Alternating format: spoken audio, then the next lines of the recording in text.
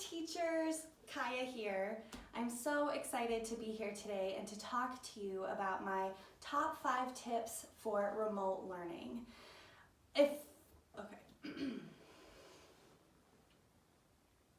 Hi teachers, Kaia here.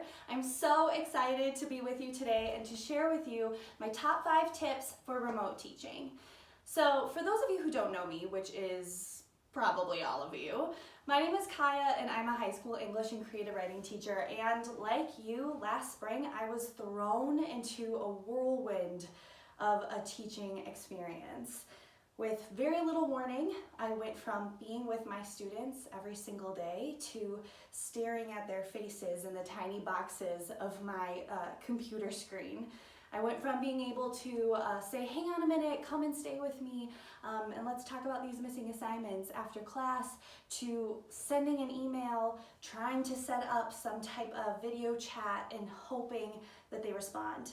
And I went from telling all of my best teacher jokes to rooms full of adoring crowds of laughter. Well, maybe not really, but you get the idea. To just crickets, straight silence as kids were trying to figure out what online learning was. I was trying to figure out what online learning was, and we were all just kind of confused. We got burnt out really quickly, and it was tough. So before I start with my teaching tips for remote learning, I just want to say that as another teacher, I hear you, and I really appreciate what you did. I know firsthand how hard it was this spring, and I know that this summer has been difficult too as we try to figure out what this fall brings for us. There are a lot of different options. Some of us don't even know what our classrooms will fully look like next year. Others of us know right away that we're going to be starting with distance learning. So we're all coming to this moment in time with a lot of different experiences and a lot of different outlooks on the horizon ahead of us. But I'm here hopefully to help, and I'm excited to talk to you about teaching and about what we can do as educators to make the most of this year.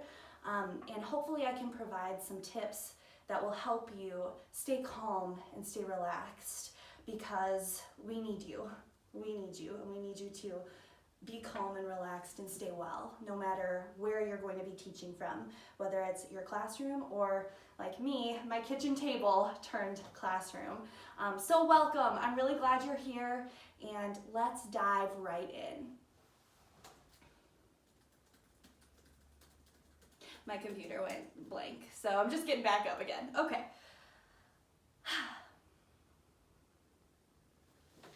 So we kind of all experienced a lot of different things last spring, but this summer I was really able to take everything that happened and then take a step back and try to evaluate, what did I do well? What do I need to improve upon for next year? And what can I gather from what my students told me, whether online during our classes or in surveys, or things that I've heard from different parents, and kind of turn all of that into a better experience for this fall. And we all know that nothing's going to be perfect. It's going to probably be far from perfect, but we're educators. We do our best. That's what we do. So my first tip is to be organized. Now, story time with Kaia. If you know me, my students know that when you go into my classroom, it will look neat for about the first couple weeks, and then it is just mayhem. Stacks of paper everywhere, books in disarray on the shelves. I am not the most organized person by nature. So when we moved to online learning, at first I was just so all over the place. I had a bunch of different lists going. I had a couple different tables on my laptop, and I had no idea where I was looking for what. I was very disorganized, and I realized right away that that was going to have to change if I was going to have any semblance of normalcy in teaching from my own home, which isn't normal for us. So what I did right away was I started a to-do list. And at first I wrote this by hand. This was just very bare bones, exactly what I needed to do for each class, where I needed to post what. and I tried to make it as clear as possible, and I made all those cute little boxes, and you know, you check them off and you feel really good. So I really tried to give myself opportunities to have lots of checks to help me get through all of those days. So that's the first thing I did. Eventually, I switched this to online. I started to make a schedule for myself that was online. I made a color-coded table with all of my classes, when I had meetings that day, what was going on. And so I'll take a moment and show you what that looked like.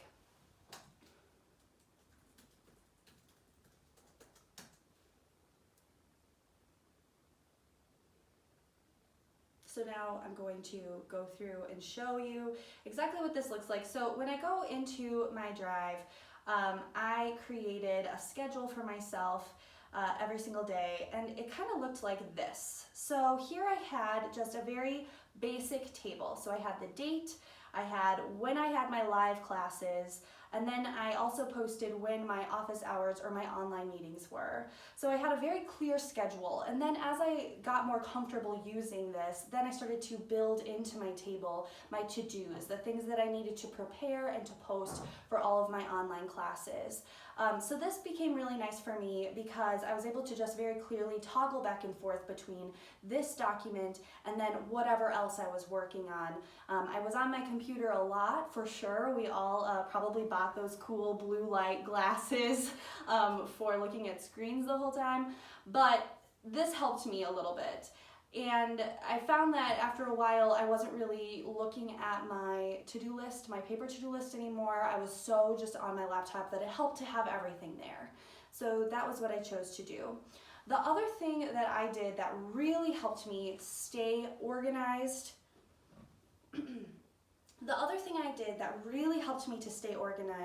was I created very clear folders in my Google Drive, and I color-coded them. So what I can do is I can show you here. When I click into my drive, I have here a bunch of different folders, and they are color-coded. So this pretty orange color, that was for my American Literature class. The blue was for creative writing. And if I click into any one of these folders, then I also have other folders within those folders. So here in my creative writing videos and resources folder, I have some screencasts that I did not organize yet. So if I wanted to, I could create a new folder and put all of those screencasts in one place. Then if I had a student who was missing or was confused about how to go back on our online learning platform and figure out what that kid missed that day, I'm able to go back, go right to that folder, and I can share any of the contents with the student directly. So that really helped me not only stay organized about where everything was, but when, and inevitably we know that there are so many kids who are emailing us all the time, where do I find that? Where do I find this? And we're like, it's on the page, it's on the class page. But let me help you anyway because I'm a teacher and that's what we do. Then I knew exactly where to go and how to share it with that student. So it really helped me to have everything in one place. I used to have just a very disorganized laptop, lots of different documents. I did not have any folders. I used my desktop way too much. It just looked like I threw confetti of files all over my desktop. So this was definitely a switch for me, but it really ended up making things so much easier for me in the long run. And having things color-coded made it a little prettier, which I like. So that was my first tip. Very important to be organized. And I think that most teachers might be a bit more organized than I am, so you probably have a heads up on that, a leg up on that, but it was definitely a big thing for me to learn. Dun, da, da, da. Let me look at my next thing. Okay, number 2. That's another thing, really like quick side note. Don't be afraid in your videos to be yourself and to model what you're doing for your students. So obviously I was looking at my notes here, I'm sharing with you what I'm doing in that moment. That makes it more real, and our students are really gonna respond to authenticity at every turn, especially when they're staring at their teacher in a screen so far away. Anytime we can bring human moments and lean into our quirks, it's gonna really help just bolster our relationships with our students. So don't worry about being perfect. Perfect doesn't exist. Lean into what makes you you as a teacher, and the kids will really appreciate that. Back to number 2. All right, let this be an opportunity for radical curriculum change. This was a big one for me. I don't think I know of any English teachers who would willingly say, okay, let me look at my list of books and choose some to toss out the window. That's not how it works. If anything, we want to cram more into every semester, or we have an impossible amount of subjects and topics to cover within the subject that we're teaching. So it's really difficult to realize that you're not going to fit everything in. And last spring, about a month into online learning, I realized in my American literature class that I probably was not. Let me retry that. About a month into my online learning, about a month into my online teaching, I realized that I was not going to fit in all of the books in my American literature class. And at first I was really scared. I was afraid that my department head would not be happy with me for not doing what, I had always been able to deliver and to do in the past. So I reached out to her. Thankfully, she taught the class too, and we had a really interesting conversation. And we kind of looked at our curriculum and thought, okay, what are our goals for this? What do I want my students to come away with after this semester? And it all came down to The Great Gatsby and The Roundhouse. I only had room for one book. We were about halfway through with The Roundhouse, and I realized that I kind of was at a crossroads.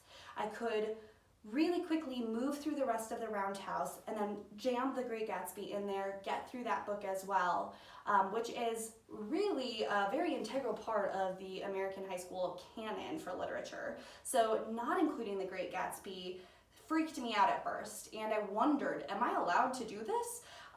My other option was to really go deep, take our time with The Roundhouse, go deep, and use that as a way to bring in other articles about how COVID-19 was impacting Native American communities around the country. The Roundhouse, if you don't know, is written by Louise Erdrich, a Minnesota author, and it is about a boy who is coming of age on a reservation in North Dakota. It's an amazing book. I love it so much, and my students always learn from it. We have great discussions, and so I didn't know what to do. Do I keep going with this book? Do I rush through it to get to what is in the classical canon and what I know my students had been looking forward to all year? Every kid loves The Great Gatsby.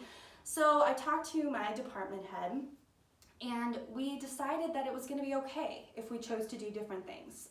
She went with The Great Gatsby, which was fabulous, and I went with The Roundhouse. And I really took my time with it. My students didn't feel as rushed, and that ended up being a really great way for me to dig deep into what I thought was important, uplifting a Native American voice, and giving my students time to really soak in that literature instead of rushing through in an already very stressful and time-crunched scenario, which we all experienced last spring.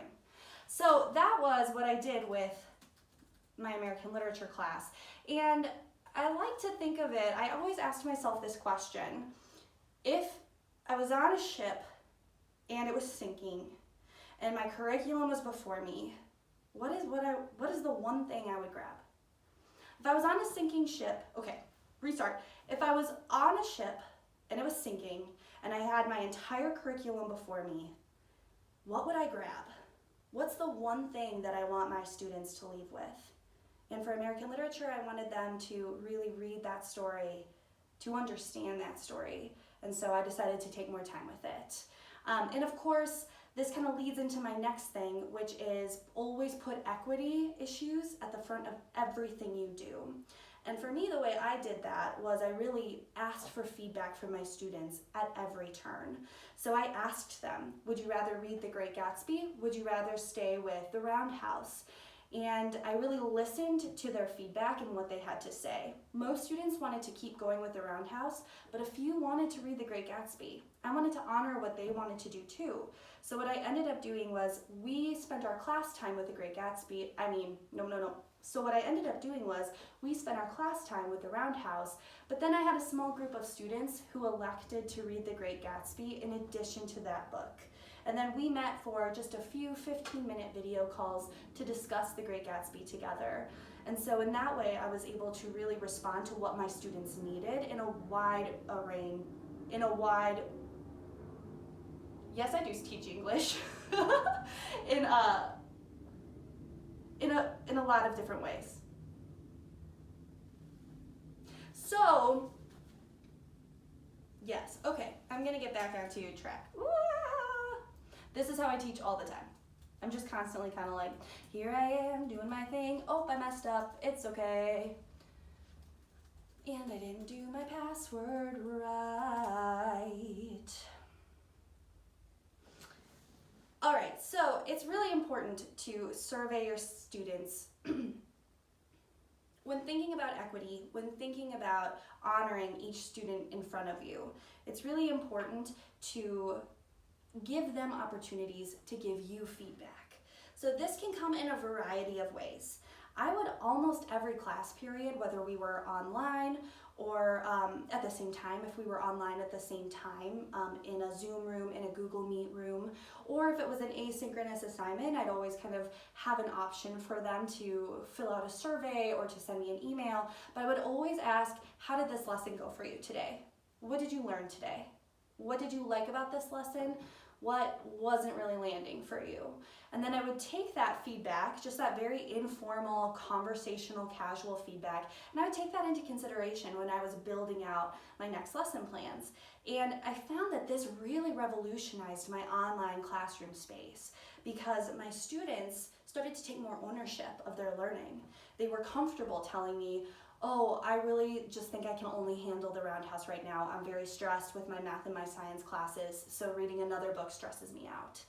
And I said, okay, totally get that. Or I had other kids who said, most of my online classes are a little easy right now. I really want to read The Great Gatsby. I'm feeling like I can handle that, but I'll let you know if something changes and I can't.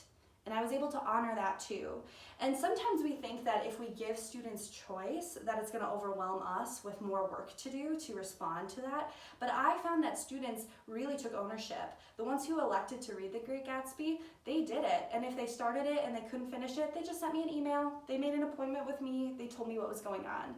And then those who were really just struggling to get through The Roundhouse, our only book that we read last spring during distance learning, I knew that they were struggling with it and I could really help them in a variety of different ways, whether it was me having a conversation with them about what they were struggling with, how they were struggling, or if it was just a series of emails back and forth. I was really able to tailor my students' experiences in my class, and that made for great discussion, and it also made them happier. It's made them feel like their teacher truly cared about what they felt capable of. And there's a give and take, right? You know, like you had to know when the kids were like, oh, I really can't handle it, but like, you know, you can push them a little bit. And that takes time and that takes getting to know your students. But the more I really tried to put them at the center of everything I did, the more willing they were to be honest and forthright with me about what they felt comfortable taking on that semester.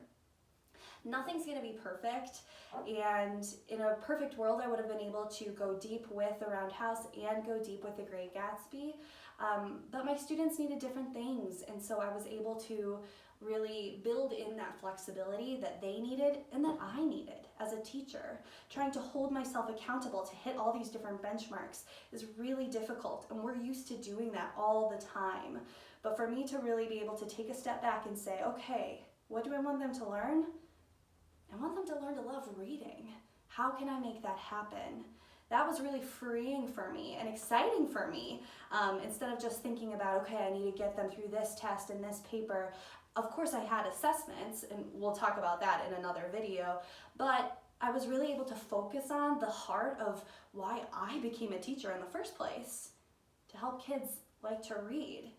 And so that was really wonderful. And that was a really bright spot for me in the spring, and I clung to that. Whenever things got difficult, and they did, you know that they did because I know that they did, and you know that I know that you know that they did, it was really nice to hang on to that and know, okay, why am I doing what I'm doing? I'm doing it because of this reason. And that really ties into issues of equity and inclusion, that ties into trust and building community in your classroom, and that ties into being an effective teacher and really putting in all of your efforts to try and make every class period the best that it can be for the students in front of you.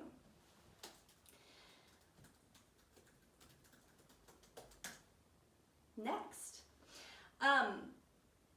My next tip number 4, is be as transparent as possible. So for me in my class, this looked like being honest about when things were difficult. I'm having a hard time today. I'm so sorry I did not post the right assignment for you. I will go in and change that as soon as class is over. Thank you so much for bringing that to my attention. Be honest. We're gonna make mistakes. We know that. Our kids are gonna make mistakes. We're gonna make mistakes.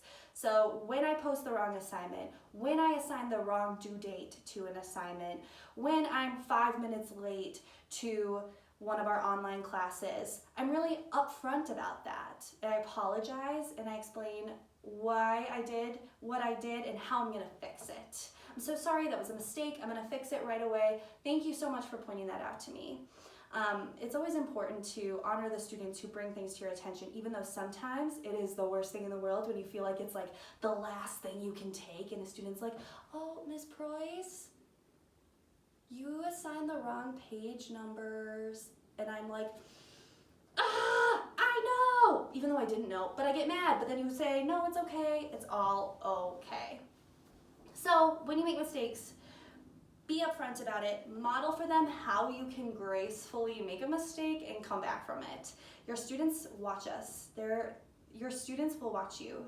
Our students are always paying attention to what we're doing. And so this can be a really important thing for us to model for them. And my last tip number 5, divvy up as much work as possible with your colleagues. It's a lot of work to prepare for an online class. And if you have multiple preps, it becomes so complicated, lots of moving parts really fast.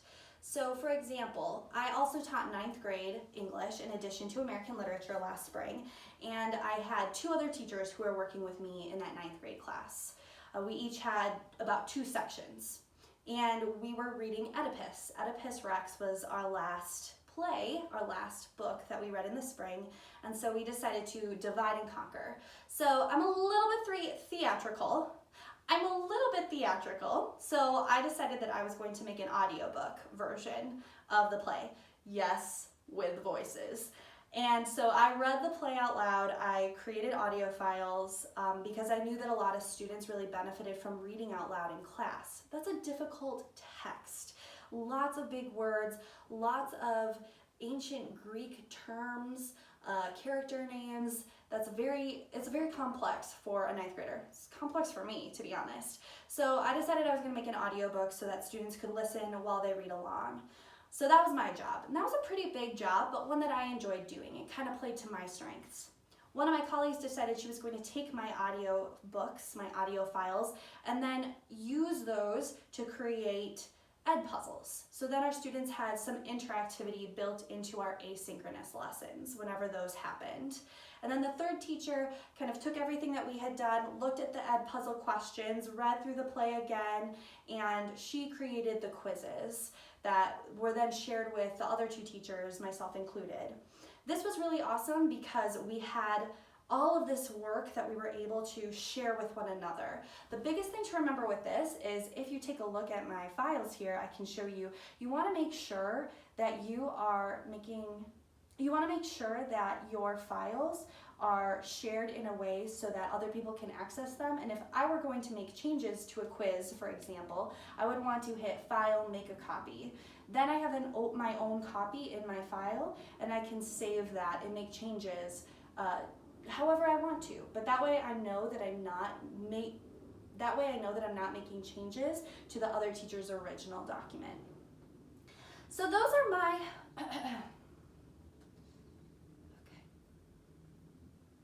So those are my first 5 tips for remote learning.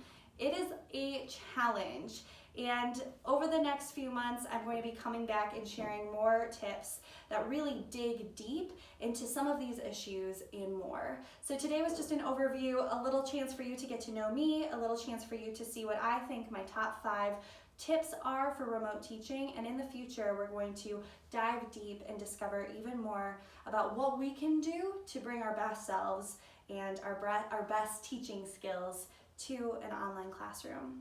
Thank you so much for tuning in. I hope that you found something in this video that helped you. Have a wonderful day. Have a great time getting ready for your classes. Your students are so lucky to have you. Thank you.